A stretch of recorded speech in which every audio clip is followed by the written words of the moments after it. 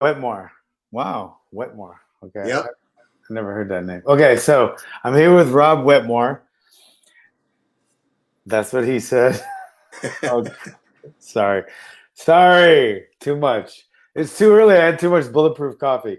All right, we're gonna talk about where you're a martial arts school owner, right? Correct. And that's in Pennsylvania.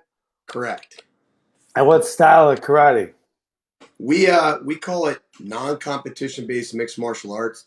So we're pretty much a blend of everything, but we do it with a self-defense approach as opposed to fighting, getting in the ring. So Huh, same like me. yeah, exactly. Except you're training fighters. Yeah, but that, like my fighters are like I have like my fighters are probably 6% of and 94%. I call it Hawaiian Kempo. I created in '85, and it's striking, wrestling, jujitsu, and conditioning, and that's what I test on. We don't do katas, we don't do anything, and I've been doing that since '85. We have a belt system, but the Yeah, we majority, opened up. We opened up in 2000. So I'm in yeah, my 20th year. Obviously, we're ah, celebrating our yeah, 20th year teaching from home for the first time in my life. um, not we bad. I phased out kata probably about 7 years ago. Yeah. We have karate, kickboxing, Muay Thai, Judo, Jiu-Jitsu, Aikido Jits, all kind of blended into one curriculum. So okay, so you test on those. Do you have a curriculum per belt? Yeah, we have curriculum per belt, and it's the students don't train on Jiu-Jitsu or they don't train on karate. They train on the curriculum that I've kind of put together based on what I like. Hmm. What Yeah. My curriculum is the same for my students and my fight team. I just let both know that there's certain things transfer over and certain things don't. right? Almost everything does. Almost everything you see in the cage is effective for the street. And then Correct. almost everything you see in the street can be used in the cage. But there are a few things like an eye gouge and a bite that don't transfer over. But anyway, Absolutely. okay. So we're going to talk about. I think we agree mostly, but there might be a couple things. I'm a registered nurse as well, and worked at some pretty gnarly places, including the state prison for a while, where I saw a lot of crazy shit, like infections, including viruses and stuff. But um, I'm under the impression that I think the majority of the people have had enough. I think it's proven you can skew numbers both ways, and everybody does. But I think if I just skew the number, take this away and take this away, and put it somewhere in the middle, I still think this is a very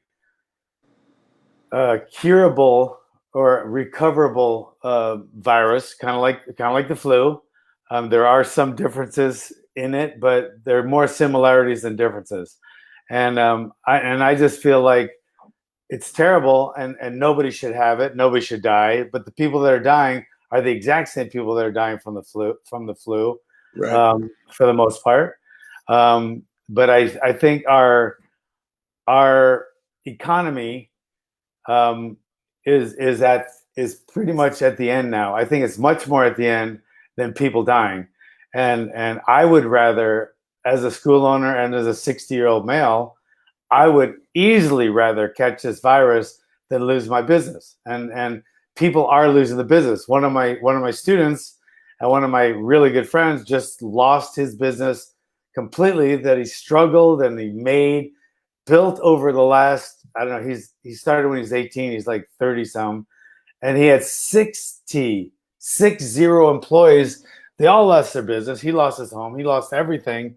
and Oof. and and I just feel like I would just rather risk the virus than I would complete dissemination of our government. And before one thing is we both have made good choices, and we both do have a little bit of a safety net. I Right. do, you do. I could be closed for a little while longer, but I know that the majority of our citizens in America and our martial arts brothers can't. Most martial arts schools just can't. There are some like yours and mine, and some of the guys out there in Maya and stuff that can, but the majority of them can't. They'll crash, burn. They won't get the capital back to build it again. That's a utopia. That would be perfect, but it's hard enough to go once in life, to build up a business, blood, sweat, tears, build it up from nothing, spend hundreds of thousands of dollars, and now finally you're in the black. Now you got to close down. Most people will never build it back up. So I think they would rather catch a virus that's just so recoverable than lose everything. What do you think? So, I mean, I'm with you probably 90% of everything you're saying. I mean, I've built my business from the ground up with nothing. I started with nothing. I working full time as a bartender and at night and teaching all day for nickels and dimes to build up to what I feel is a very strong, powerful school. And we've done great over the years. We've had our hiccups like everybody else, but we've done great over the years. My concerns with what's going on right now, and trust me, when I say all this, I feel for everybody out there. I mean, I have parents of students that have contracted the coronavirus. I have friends that have lost grandparents. I have multiple students whose parents or families have lost their jobs. I'm worried about my dad. If he gets this, he's done. My concerns are this. We've gone this far into this, and we've taken a beating. And without getting political, I agree 100% with President Trump when he says the cure can't be worse than the disease. I'm with you on that. But at the same point, we've gone this far.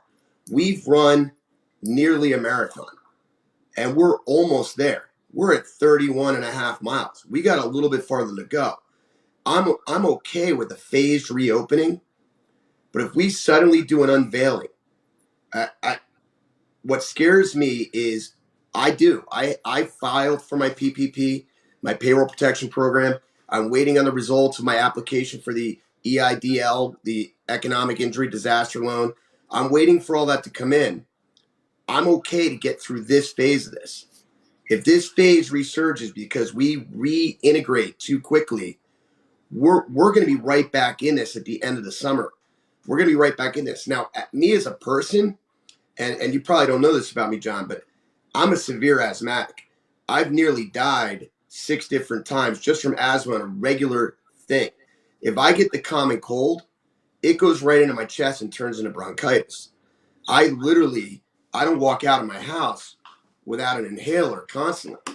So for me, I sit there and go, yeah, the average person comes back from this, right? The average healthy person bounces back with barely a hiccup or has had this virus and they were asymptomatic. Yeah. However, a guy like me, who my profession is working hands-on with students by the dozens at a time, rolling around and trading sweat and bodily fluids, I get this thing. I hope you're going to come to my funeral because that's where I'm going to be. So I agree. Now, I have a brother-in-law who is a tremendously successful businessman. I consider him the Midas man. Everything he touches turns to gold. Guy's genius. He's built his empire from the ground up, and he's in construction, and he has a pool business. And he builds mansions for a living. The regulations right now, who can be open and who can't be open, are very off. A guy can build a pool shed, but he can't build a house. He can build, a pool, but he can't do the construction on the house inside. There's a lot of things that are skewed there. So our system and the way that they've rolled it out isn't ideal for anybody. I clearly don't think there's a perfect answer, but I think a slow phased reopening, and this is where our discussion started today. A phased reopening is a lot better than ripping the covers off this thing, the Band-Aid off this thing, and saying, let's get back at it. That's going to reignite a resurgence of this whole thing. So when you say, but the marathon, the people are already crashing and burning from the marathon, and the numbers, like we'll both agree, we can skew the numbers because people are like saying now, depending on what side you listen to, that you die of the flu, then they're just saying everything's corona. And I don't know anyone that's got it. I know a lot of people, but I'm not saying it's not real. But with that said, number one, where is that finish line? It seems like I know people that have already lost their everythings. And then with your thing, if you are an asthmatic, I'm also a respiratory therapist, by the way. You're an asthmatic, so I know all about asthma. I know all about that. But with that not the attitude, but what you're saying about rolling around, you catch it, this and that, then we should keep it closed a little longer. Bing, you open again. Next thing you know, there's a regular flu season. You can die just as easily from a normal flu if you're an asthmatic, emphysema, COPD, bronchitis, chronic bronchitis, etc. You can die just as easily from the common flu, which we have, like almost 70 strains of, and we get it a couple times a year. So with this, we should just wait till we get to the end of whatever. There's no end. That means the coronavirus, maybe it did slow down a little bit. Okay, now take off the mask, start rolling again. Why? What's going to prevent you from getting a regular flu? Because it's just as bad, right? And so now the flu, the corona happens to be the virus of the month or the virus of the day or whatever. But the viruses are still out there. They're still out there in they're in the millions, and they're coming to get you. So that asthma is terrible, but we open the door from this. So then that means from now on, everybody should keep social distance. Everybody should wear a mask. Nobody should roll anymore, and nobody should be closer than 6 feet. Because if we believe this truly, right, then we must believe it again about the common flu, because the common flu is just as deadly. So what's going to be the difference? Well, I guess the only thing I see different about that right now is that right now we have, and they're not perfect, but we have vaccinations against the flu every year, right? We have different treatments for these things that is tried, true, and tested. Like Well, I mean, the flu shots for one. So you're talking about the vaccination. When we get a vaccination, the maximum they're going to give us is 4 a year, 4 in one. Okay. So one shot with 4 vaccinations. And they try to at the beginning of the flu season, they try to guess out of almost 70 strains that they have virus vaccinations against. There's almost 70, like 69 or 68. But they only can put 4 into the vial. So they're trying to guess which 4 strains, and they're pretty good at it, and they usually get it pretty close, but they don't always. So it's like it's like a Russian roulette. So and people die of the flu at a much higher or a higher rate than the coronavirus. So so we should close every flu season, or it just, to me, it's like we're treating this coronavirus because there's a cool name, Corona, like the beer, and it's like flavor of the month, and it's polarized our political system, and everything. So people want to pick a side with it. But at the end of the day, this isn't HIV/AIDS, which is going to kill you, the Black Plague, the Spanish flu, leprosy, or something like that. It's a very curable, very recoverable flu, like the flu. There's some differences, but it's like the flu.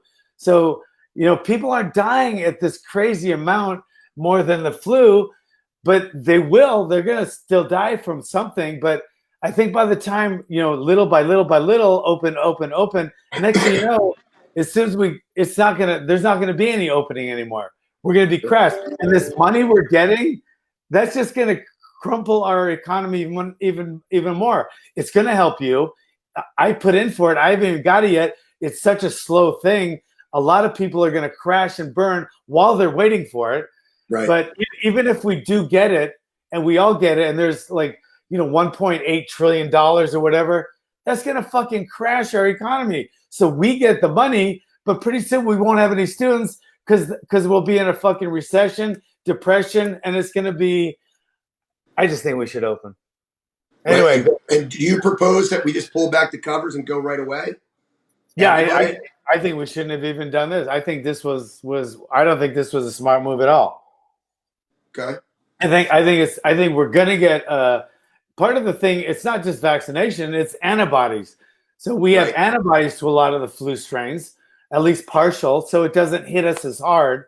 And we're going to get this too. So every time there's a new flu that comes around, we get a spike in deaths. But for some reason, this one hit politics. It's an election year. They want to try to make Trump look bad, and then Trump wants to try to look good. There's both sides to that one, but it's for some reason this has become like this, like it's AIDS, and it's not a death. You get it, you're gonna die type thing.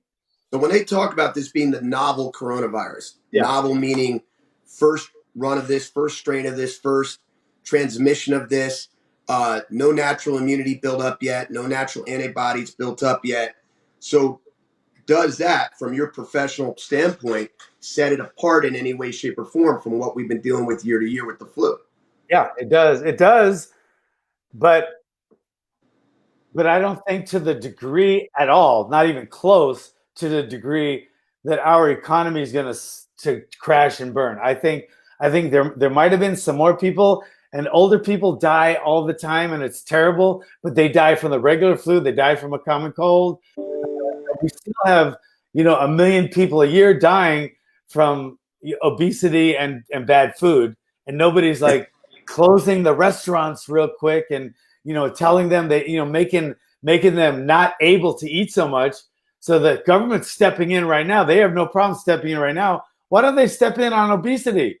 That's killing, that's killing thousands times more people, but they just kind of, it's politically incorrect to even mention it. So I think it should open and take the chances, because when it does, there's so many businesses, yours will, mine will, but there's so many businesses that will never come back for this. And I don't think our economy will. So I think we're going to not only lose students, but we're going to have to lower prices. And I think our dollar's going to be worth, how much can our dollar be worth if we're spending $2 trillion just to hand out to people?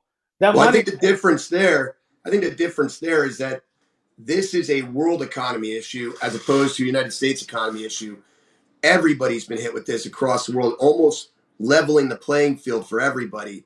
Where you know China's China's going to be beat the shit after this. Um, the world has been leveled Yeah. down. We're all playing at the same deficient position right now, the same deficit. So, in that respect, and don't get me wrong, I'm not thinking everything's gonna be hunky dory. We reopen and we're good to go, and the world's back to normal. But I think we are going to come back with a resurgence, and I don't think our dollar is going to be quite as weak as some people are anticipating. Because you know what, the euro's down. Everybody's going to be down. Everybody's diminished. Everybody's in the same hurt around the world, and the world basically has to click reset and Yeah. rebuild. And I do have faith that I think our economy is going to bounce back, and I think it's going to bounce back actually very strong. Now, I feel for every single person out there that's lost their position. I'm blessed.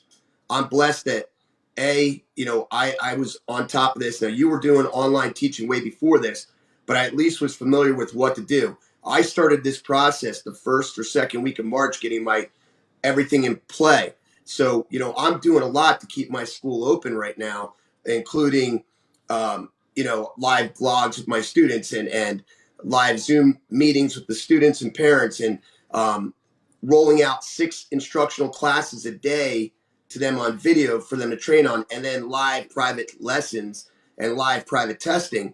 So I'm doing all that. I'm probably working more right now than I do in a normal week. Yeah. So Me I've been too. blessed, and I'm also blessed that my wife works for a very strong company that hasn't skipped a beat.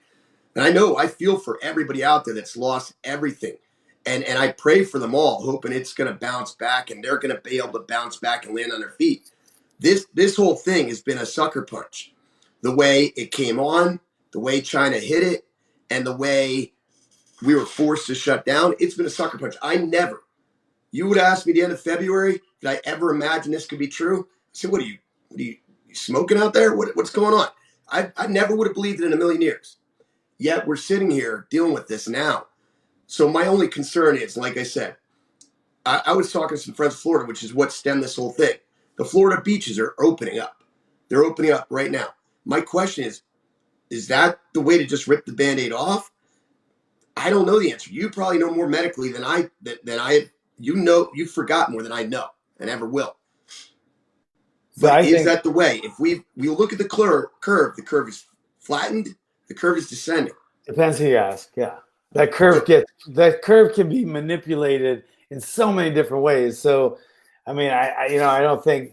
What's up, Mike Perry? Mike Perry says he loves us both. We love hey, him what's too. up, Michael? What's up, That's my brother Michael? from another mother right there. I love him. I love Maya. You're a Maya guy. Yep. Okay, I love Maya. Maya has saved me. Sentry has saved me. They helped me so much, and yeah, I'm blessed. And don't forget, guys, you guys are watching. Wait till you hear Tony Robbins. I got him for an hour, just like this, and I was me and my partner. We do a podcast. Tony Robbins, just hearing him talk about this martial arts, life, how to rebuild. It was like it's like he. I believe in God, and I know this is politically incorrect, and I told him this, but he's the closest thing to God that's a human that I know, honestly. And I think he's helped more people on this planet than any other human being ever has. But anyway, okay, so we don't know. We don't know. And we're playing Russian roulette with two things. With our health, okay, this is a novel virus. There's been coronas in the past, but this Corona 19 is a strain that we haven't seen, and it could do all kind of things. I'd be willing to risk.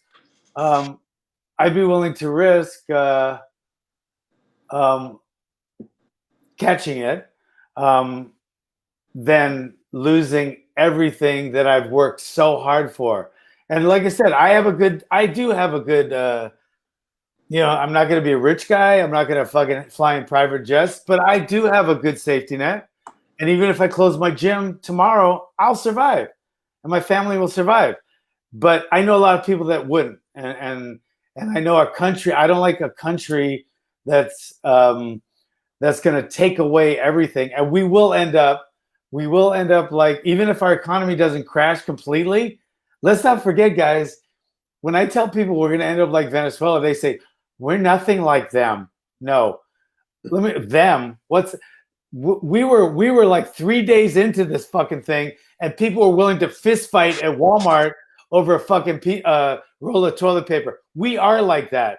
There's a bad court case people didn't agree with. They burned down their own city.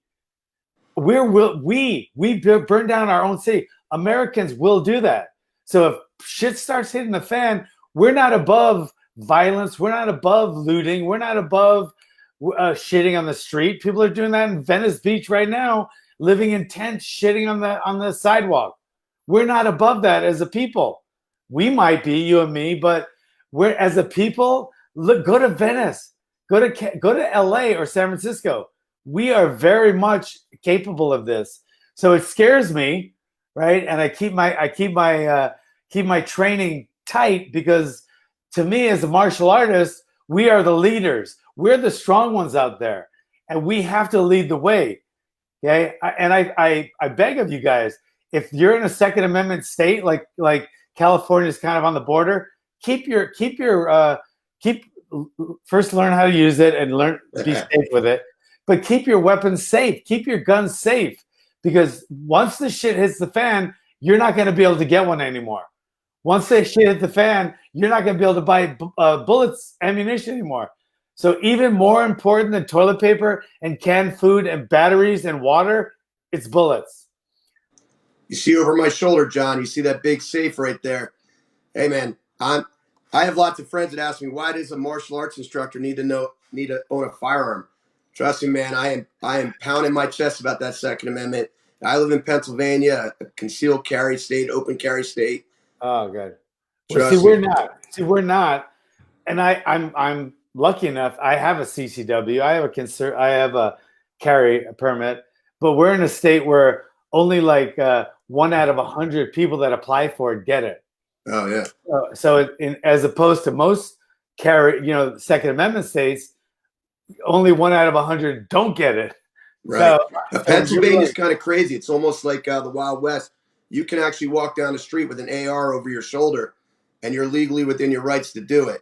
Now, people are going to look at you like you're a little crazy, and you probably get questioned, but you can do it. I got Right. mine locked up nice and safe. So if there is a zombie apocalypse, stop on over. We'll be ready. And to be honest, unfortunately, I think there will be. But Yeah. either way, guys, I think okay. So we'll I think we hit a middle ground. So yeah, I think we hit a middle ground on this. And let me just look back because I've been terrible at looking. I saw a few 22 million unemployment. Yeah, and Tony Robbins. Let me just say, you're going to see this interview, but he is very. He thinks. It sounds like he doesn't think it should have been closed. He thinks we would have been fine with this virus, taking our chances, immunity and shit. But he also thinks we're going to come back. That's kind of what I understood. I'll watch it again, but I was like in like this the whole time, like listening to Tony Robbins talk, and when he's talking to you. Like that's, that's a big thing, you know. And I was, I can't believe he came on. He's like, "Hey, Johnny, what's up, man? I love you, brother." And I was like, "Oh shit, man, this is really happening. I can't believe this shit." But Well, I anyway, get it, man. Hey, I'm a big fan of yours. I've been for years. Every time I get out to Vegas, I train with you every chance I get. oh man, thanks, I've brother. always been a big fan, so to have this opportunity to exchange with you, I appreciate it, and I'm honored. Really Oh, am. thanks, man. Same here. And we're doing a. I think this is what people should do, and they're not doing it. Even my mom will call me after I say something that how I feel. She'll call me. How dare you talk like that? Oh my God, your dad would be rolling over in his grave. Oh God, Trump is a big orange monster and he's terrible. And when I say, I'll ask her, I'm not trying to be political, but I'll say, what has he done wrong? She goes, he's just ugly. I love my mom to death, but it's like when I'm 90, which she is, I don't think I'm gonna care that much. I think I'm gonna be sitting back in my chair, like just snapping my fingers, having all my young Asian, my young Asian boys that are gonna be serving me like my food and stuff. And then I'll say, okay, can take me to the room now, and I'll have my wife, my beautiful wife Heather, will be waiting for me. Of course, it probably won't be like that, but that's why I fantasize it'll be like. So it's like, Mom, you're 90. You have a beautiful home in Hawaii overlooking the ocean. Just sit back and say, oh, it's been a great life. I love everything. But she doesn't. And the most of our country isn't right now. And it's hate, hate, hate. And Absolutely. they either hate Trump or they hate, the weaker, beta male liberals. And they hate they hate one or the other. And instead of like we're talking, because you think one way, I think another. And what's in that? Do you have albuterol in that? Yep, that's Okay, albuterol. all right. So because Yep. I was a respiratory therapist for years, and then I just figured to be a nurse, a little more jobs out there. So I did both for a while. I was a respiratory therapist.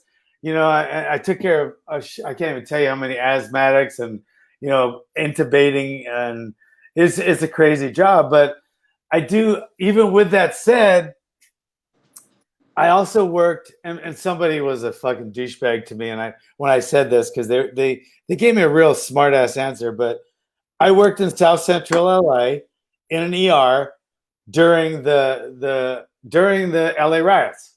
Wow. During the LA riots, and a funny side note on that was I was gonna be the Harley guy. I went through a Harley phase, and so I actually got rid of my car for like a few months, and it happened to be those months. So I had to drive my Harley through South Central LA during the fucking riots to get to work, and I was working night shift. So it was a crazy time, but I saw the worst. I saw the worst in Americans, and they're burning down and shooting each other, and people are rushing in and shooting at the ER. We had a That's tank great. parked in front of the ER out in the parking lot from the National Guard, and we had armed guards in the ER because people were coming and shooting, and I saw the worst, and that's why that scares me, because that was over one a court case that really didn't mean much or make much sense, because it was a guy that was a serial, just yeah. terrible person. He beat women routinely, but for some reason they wanted to stick up for him, so they burned down their city, sticking up for a convicted multiple serial woman beating criminal. So imagine what they'll do to our country if we go broke because politicians who are making money and they're still making money. They're still making money. Like anyone that's making money, they can't understand these poor people that aren't. And I am, you are, but there's people out there that aren't, and they're fucking panicking like we're not. They're panicking because they can't feed their family. And that money that the government's promising, a lot of it's coming to us, our people, but a lot of it isn't, because it's a bureaucracy, and a lot of bureaucracies, just fucking, it's like taking their time, and so it's a terrible thing. I hope nobody else gets it. I hope you feel better. And have you ever taken any pills like for exercise induced asthma? Yeah, well, I've run the gamut on the asthma medication over the years. I'll tell you the one medication, man, I'm going to give a shout out right now that changed my life single handedly was when I. Singular. What's that? Singular. No, Advair. Advair. Okay. I got on the Advair inhaler. I literally, John, my asthma was so bad growing up. I mean, I had to give up my wrestling career because if I didn't pin somebody in the first two periods, I couldn't make it through the third period. They didn't allow inhalers back then. Hurt my football career. Fortunately, I was a fast swimmer. That was my collegiate scholarship, was in swimming. So I was in and out of the water really fast. But I literally would run through an albuterol inhaler in 2 weeks until one of my students was a rep for Advair, got me on Advair. Now my inhalers expire before I use them up. It changed my entire life. I can run Tough Mudders now. I can do things like that. Don't get me wrong. We get in there and we spar it out. By the second period, I can't breathe. That's just the way the exercise hits me. I can do a lot better grappling because it's a slower pace for me. But man, that fast twitch exercise, my asthma goes, so it just inflames. Oh yeah, so a steroid. So you're steroid. And people, when you tell them it's a steroid, they all think, "Oh, you're on steroids." It's like, yeah. So okay, so well, I wish you the best, man, and it was great meeting you, and we're gonna get over this. We are the martial artists. We, all of us martial artists that are watching right now, we have to be the ones, guys, that lead the way, because we're the alphas, and the people that don't train, the majority of them are the betas, and they're not going to be taking care of anything. They're just going to be complaining and whining and stuff. Like, you have your opinion. I don't agree with it, but you're going up, you're doing your shit. You're still going and going. I'm still going. We still go. We still teach. We still lead. And we have to continue to do that as martial artists. I wish there was a super show this year, because being around martial artists makes me happier than any other type of person, because I don't really feel safe or like being around non-martial artists for the most part. But the super show's done, and I don't get to hang around my UFC guys. That's the same thing. Being at a super show and being at a UFC match is it's a lot. It's very similar, because you're around a lot of martial artists at both events, and I can just sit down and relax. Like, I don't have to be the one always, be the one. Yep. If I'm at a UFC match, all the fighters and shit, they're such fucking good people, and I can just sit back and relax and laugh, just like at a super show. It's like, that's gonna happen to me. I got all these guys. I'll let the youngsters take care of me. And out there on the street, or out there in the real world, they're weak. They're weak. So anyway, thanks for coming, and we'll have another one soon. I wish you the best, and it was great meeting you and talking to you. And anything you want to plug? No, John, thanks for the opportunity, man. Everybody stay safe, stay healthy. Don't give up. Keep fighting. That's what it's all about being a martial artist. Keep fighting and let's hold each other together and we'll get through this. Thanks for the opportunity, John. I really appreciate it. All right, brother. I'll talk to you. Much respect.